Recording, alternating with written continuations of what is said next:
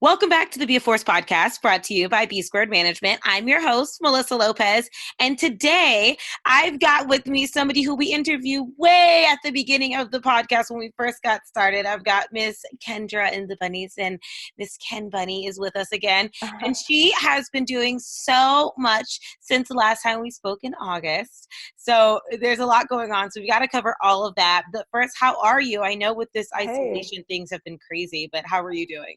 I'm doing well. You know, the isolation, I thrive in it as an artist. I mean, as long as I can keep some sort of sanity going, I kind of like it. Like, I've been writing a lot of songs and catching up on reading and painting, for that matter. Yeah, so pretty good. That's awesome. All right. So for anybody who didn't get to hear or hasn't heard just yet, one, you need to go back and listen to our first episode. But can you give everybody just a little bit of just backstory really quickly on who is Kendra and the Bunnies? Who is Miss Ken Bunny? Who is Kendra and the Bunnies? So I'm a singer-songwriter, writer, actress, and published author. I perform nationally as Kendra and the Bunnies as a folk rock Americana singer-songwriter. I am currently rehearsing for my third album. And yes, I've released two other albums, one being a full length and the other being an EP. It's fun. I love to rock. Yeah. And you know what? The fun thing about your music is there's always like something like you're pushing. Like you have like a message, which I think is cool. And I also love the name of like all of your albums. Like it's always like Thanks. so cool. So like you've got your upcoming one of Thank You. So I know like of dot dot dot has kind of been like, you know, what you've been using, which I think is so Yeah. bomb because it's like your brand at this point, I think. So tell us of Thank You. What are we Mhm. expecting? Okay, so of Thank You is going to be a little bit more rooted in Americana and storytelling and like folk storytelling. So I'm drawing on, you know, I'm from America. I grew up in Texas. So I'm drawing on feels of like the Wild West Cool. and freedom and just that like Western feel for a singer-songwriter. It's got like I feel like it was influenced by maybe like a Neil Young type uh, feel to it. So yeah, that's what the album's going to be like, and it's called "Of Thank You" because, well, as as I've gone through some of these experiences in my life, there's been moments where I just am able to tap into this deep gratitude I have for my surroundings and where I'm from and the people that I'm around.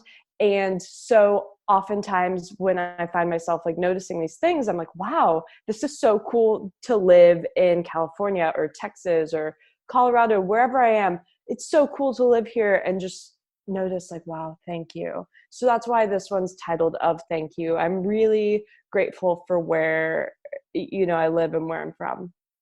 Oh, well, you know, I love that you appreciate all of that no matter where you are, because that's one of those things that's like so interesting. Like, you know, people live in places and they're like, oh, I hate it. I need to get out of here. But you're Mm. saying like, no, thank you, because each place you've lived in has provided you with some lesson, something that like is special to you and that makes you you. And Mm-hmm. whether you love, hate it, whatever it is, it's about you, you know what I mean? Like it helps you. I just think that that's really powerful that you're doing a thank you and all that, 'cause Thanks. like you are done a vinyl of always, you know what I mean? And I just Yeah. love that and all of that. And then like even your book Politics of. So I just Mm-hmm. like love how you kind of like set everything up that way. So let's talk about your single, Silent Sleeper. I got a chance to listen to it, and I have to be honest, it was so soothing to my soul. I feel like Oh. every time I listen to your music, I feel that way. I just Oh feel my so, gosh. I just feel so like calm. And you know, I suffer from Mhm. anxiety, so being able to like listen to music that just like relaxes you, especially at this time, is so important. So tell us about Silent Sleeper. Oh my gosh. I'm so glad to hear that it's able to relieve some of that tension from anxiety.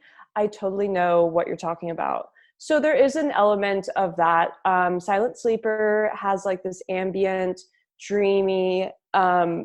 lullaby vibe to it. Mm-hmm. And so it starts with like this character that is kind of in between moments, like where they are and where they'd like to be. And they're even in the state of mind that they're like, I'm not where I want to be. And there's kind of like this paralyzation. This kind of draws from some personal experience. Like after my days after graduating college, I was like, what am I doing? Like, what do I do? You know what I mean? So I Yeah. went through this kind of period of like, again, who am I? What do I want in life? Why am I here? And I felt like so there, but so not there, kind of like a dream state. So then I had this friend who was very there for me during this time. She's a few years older than me, so she was able to give me some guidance and some advice. And so she became like in this parallel story, like the archetype of the angel who was there for me in a time when I really needed to be quote unquote awoken. So that's what the format of the song comes from, is, you know, a character who has been awoken by a very compassionate, like angel type figure. Oh, you know what? I'm honestly not even surprised that that's how you're describing it, because it has this angelic, like, lullaby thing. I love how you described it that way, because when I was listening to it, I was like, oh man, like this, it's just soothing. It's just very calming. And I mean, it's beautiful. I'm really excited that you released it, and I was happy to hear it. I was like, oh, I needed this right now in this moment. I'll probably listen to Yeah. it again later tonight, actually. Cool. I just thought it was good. You've got this energy that is just, I think, really calming to the soul, and it's beautiful. And I'm so happy that you're continuing on to share all of your music, but also you're also still writing. So the last time we spoke, you talked about your first book. So, right, so you had The Uh-huh. Politics of. So now we've got another one. So we've got another book that you're working on and some poetry. Tell us all about it. So I ended up, I did release a second book after The Politics of. This one is the one with the interesting title, Project Non-Arc Operation Clown School. It was an Yeah. interesting time in my life, right? So I released that, and then following up right now, I've got albums. So when I'm writing poetry, that's kind of like how I started as a songwriter. You know, I was a singer and then writing poetry, and I was like, wow, this could be a song. So now when I write poetry, I'm like immediately like, I wonder if this could be a song. Let's just like make it a song. So this next book of poetry will be essentially a song book. And Oh, cool.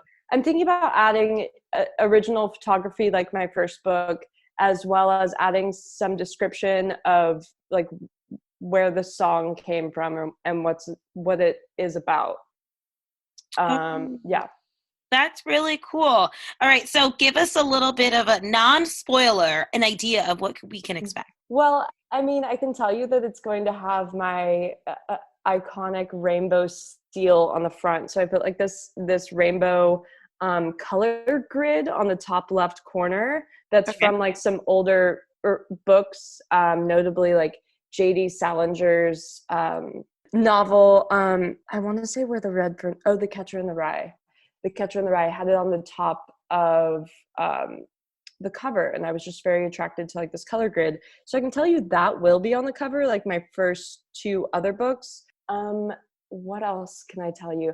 I mean, it's so much of a process of it just being like presented to me as I compile it. You can definitely look forward to a story arc throughout the whole book. Like, you know, when there's a concept album, it's like you listen from track 1 to track 14 and it's like a journey. I like Yeah. to present my poetry books in a way that it's a journey from page 1 to page yada yada. I think it'll be like over 100 pages for this one too. Over like at least over 100-ish, and maybe even a couple. But I like a poetry book that you can read from page 1 to the end, and it's a cohesive story, or you can turn to any page and just read a poem. Yeah, yeah. I mean, that's amazing. I mean, that the fact that you want it to be set up, or it will be, Mhm. set up is that you can go from beginning to end and go through a journey, but you can also just pick one. And that sounds like a really hard challenge right there, being able to make it so that it's cohesive, but also you can just pick one here and there and it Mhm. works no matter what. And so I think that that's really cool. I'm looking forward to that. I think lots of people will resonate well with that. And I think it'll attract a lot of people because it doesn't require, oh, I have to sit down and read this from beginning to end. You can just pick and choose if you want to, Mhm. or, do whatever works for you. So that's really cool. I hear also that you're writing your first novel.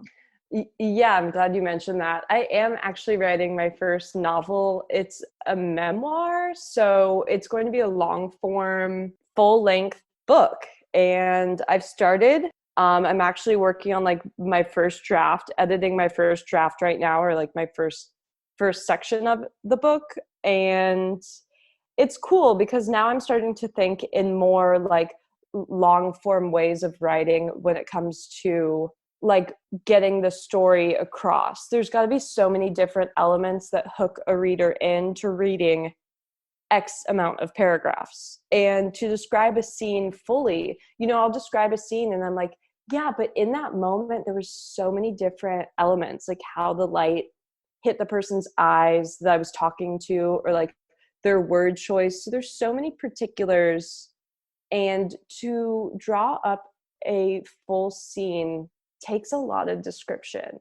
And I'm enjoying taking the time to write that description in.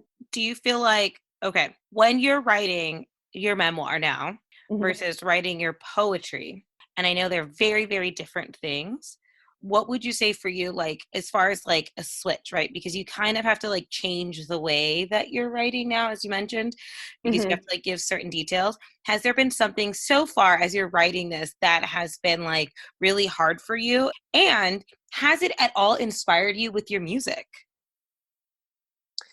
Definitely. So when I'm writing poetry, when I'm writing in general, this is something I like to branch across any style of songwriting, uh, you know, poetry, etc., is to just have like a stream of consciousness without trying to edit too much before you write it down.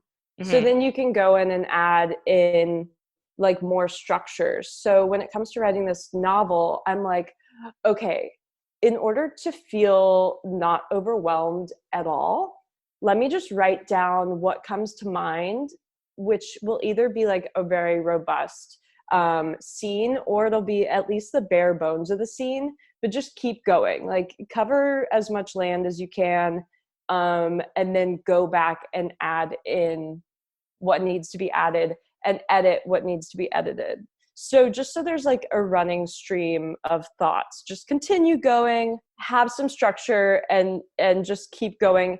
So there's no self-critic or anything too. Yeah, because I would imagine that that's hard, especially because it's kind of like new territory too, like Yeah. taking things in like a totally different way. I think it's really cool the way you are using your creativity in so many different ways.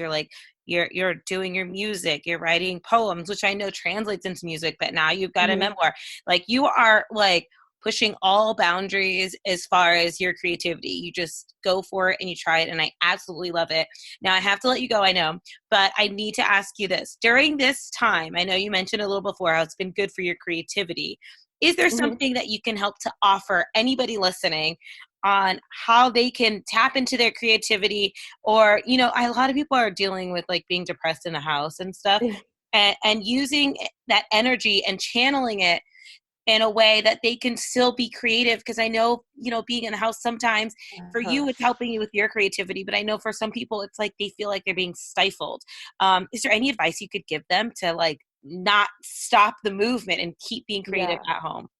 Yeah, definitely. So I guess my advice would be kind of similar to the writing exercise I said earlier, which is just do what feels like right and what feels good, because that's the best way to alleviate one, writer's block, two, like the same idea like depression or being around the house and just being like isolation row, what do I do?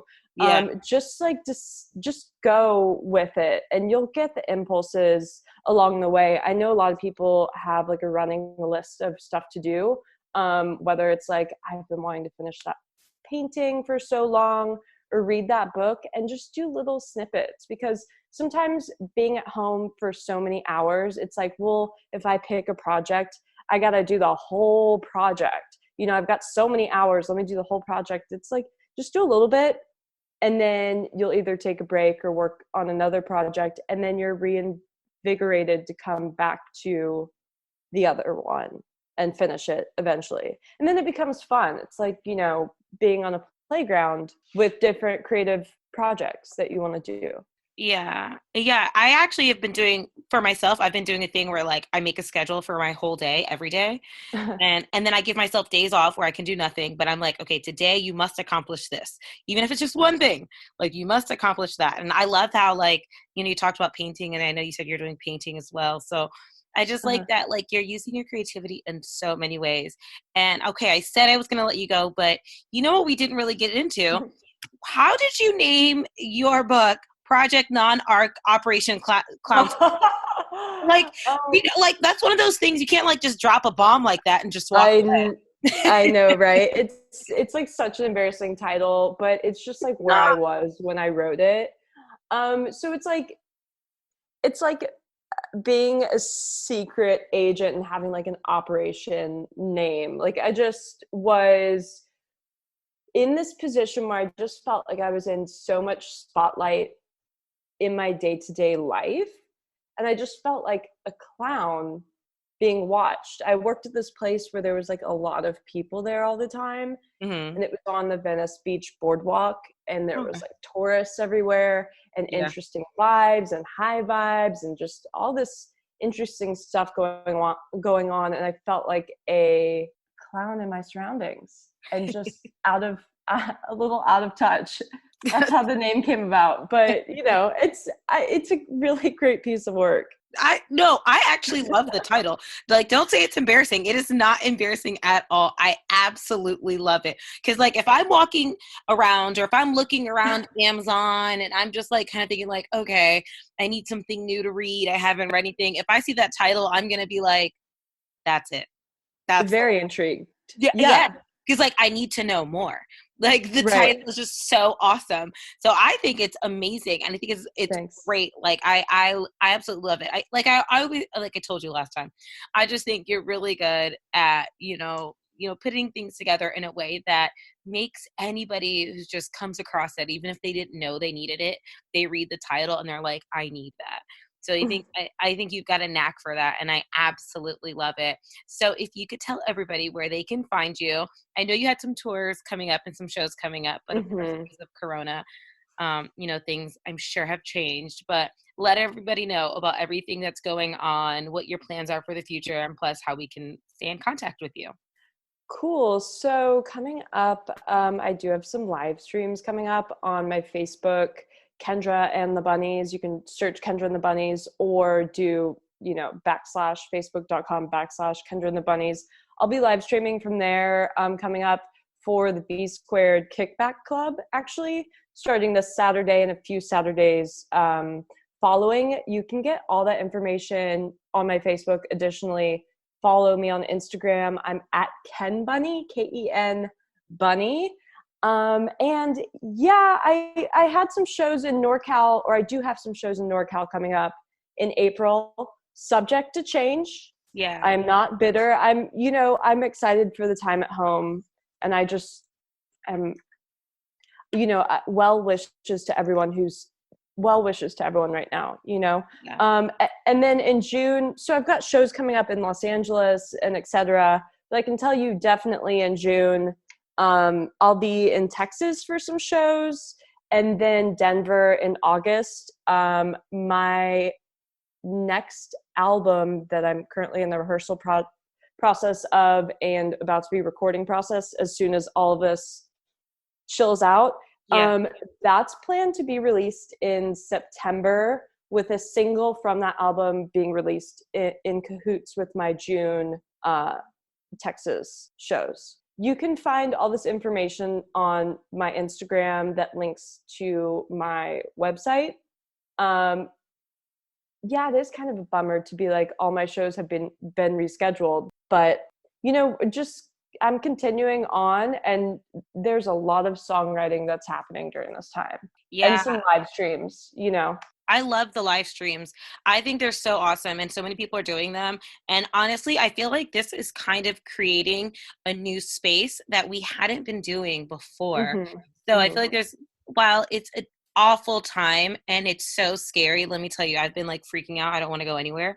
But Yeah. it's also, I think, going to help create so many great things on the back end as long as we keep our heads up and stay positive and find ways to get creative and use this Mm-hmm. time to the best of our abilities. So I love what you're doing.